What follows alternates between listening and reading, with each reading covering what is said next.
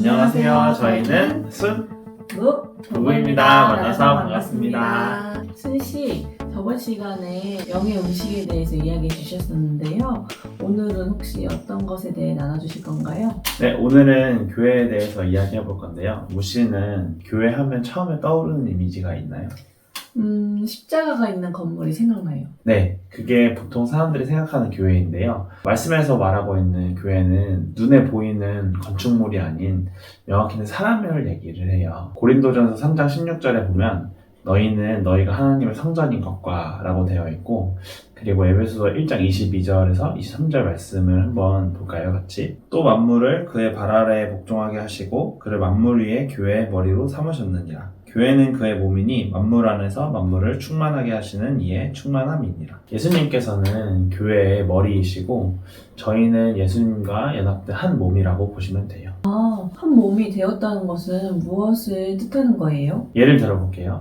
만약에 제가 한쪽 다리를 다쳤어요. 그럼 멀쩡한 다리가 그 다친 다리를 위해서 조금 더 수고를 하겠죠? 그리고 목발을 짚는 팔과 손도 조금 더 수고를 할 거고요. 그렇게 되었을 때 멀쩡한 다리나 팔과 손이 다친 다리를 향해 비방을 하거나 그러진 않겠죠? 네. 그것처럼 저희도 공동체 안에 누군가 부족한 부분이 있다면 오히려 더 힘써주고 섬겨주는 것이 참된 교회의 모습이에요. 정말 세상 사람들과는 차이가 있네요. 제가 본 공동체는 너무 잘났거나 연약한 사람이 있으면은 따돌리거나 시기하는 경우를 많이 봤는데 정말 교회는 많이 다르네요.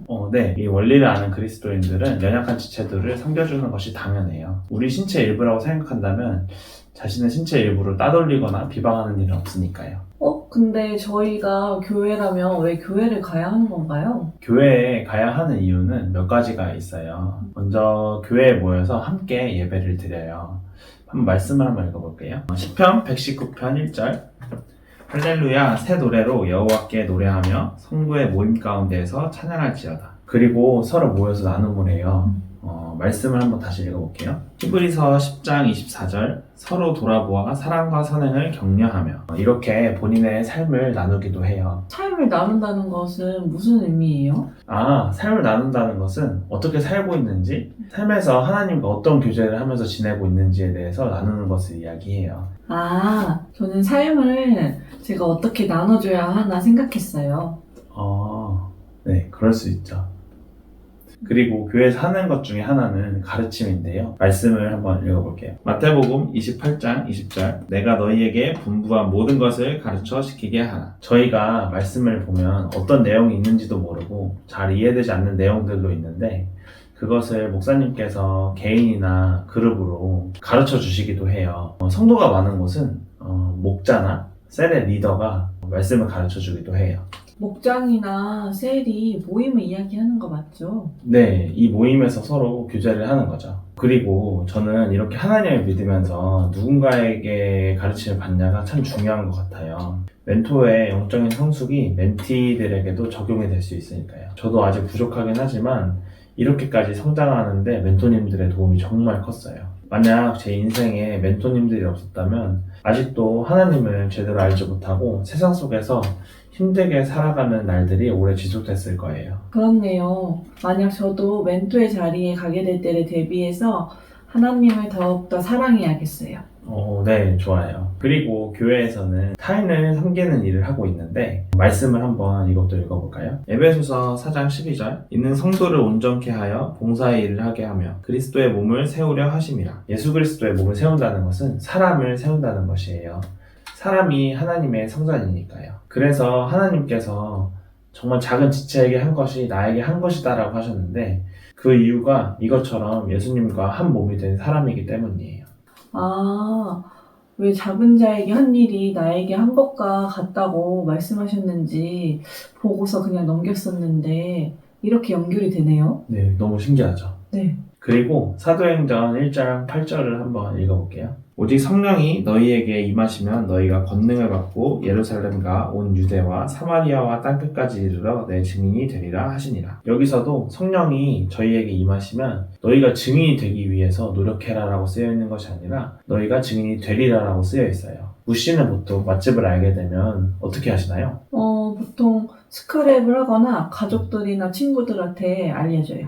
네. 그것처럼 하나님의 사랑을 맛본다면 이것을 친구들에게 전하지 않을 이유가 없어요. 그래서 저도 친구들에게 하나님을 전하는 이유는 이 친구가 하나님을 만나면 행복해질 수 있다는 확신이 있기 때문에 전하는 거예요. 근데 주변에 예수님을 믿는 친구들 중에 행복해 보이지 않는 친구들을 종종 봤어요. 어떻게 그렇게 확신하실 수 있어요? 물론 하나님을 믿는다고 여러분들이 처한 환경과 상황이 갑자기 확 변하진 않아요. 하지만 행복이라는 것이 저희의 첫 영상에서 말씀드렸듯이 돈과 명예에 있지 않아요. 우씨는 현금 뭉치를 들고 다녀본 적 있으신가요? 네, 있죠. 그때 혹시 어떠셨나요? 혹시 불안하진 않으셨나요? 네, 제 주머니에 있는데도 누가 가져가지 않을까 불안하더라고요. 맞아요. 그것이 통장에 있다 하더라도 돈을 많이 벌면 벌수록 수익이 점점 적어지는 것에 불안함을 느끼고 스트레스를 많이 받아 하는 사람들이 많아요. 하지만 하나님을 믿는 사람들에게는 많이 벌수록 불안하기는커녕 감사함이 넘쳐요. 왜냐하면 그 부요의 원인이 하나님이시기 때문이에요. 그 재정 또한 내 것이 아니라 하나님의 것이라고 생각한다면 불안하지 않겠죠? 그럼 교회를 다니는 사람들 중에 불행한 사람이 있다면 하나님을 믿지 않는 것이라고 볼 수 있는 건가요? 아니요. 모두 다 그렇다고 볼 수는 없어요. 하나님의 속성을 잘 몰라서 그런 분이 계실 수도 있고 믿긴 하지만 어느 부분에서는 믿지 못하는 영역이 있을 수도 있고 근데 제 생각엔 하나님을 믿는 사람들에게는 마음 상태도 한몫하는 것 같아요. 제가 어느 날 컵에 들은 슬러시를 마시다가 컵을 이렇게 들고 마시는데 슬러시가 제 얼굴에 전체 떨어진 적이 있어요. 근데 제가 그때 했던 말이 뭐냐면 얼굴을 크게 해주셔서 감사합니다라는 고백을 했어요. 왜냐면은 제 얼굴이 큰 덕분에 슬러시가 제 옷에는 흐르지 않고 제 얼굴에만 이렇게 얹혀 있었던 거예요.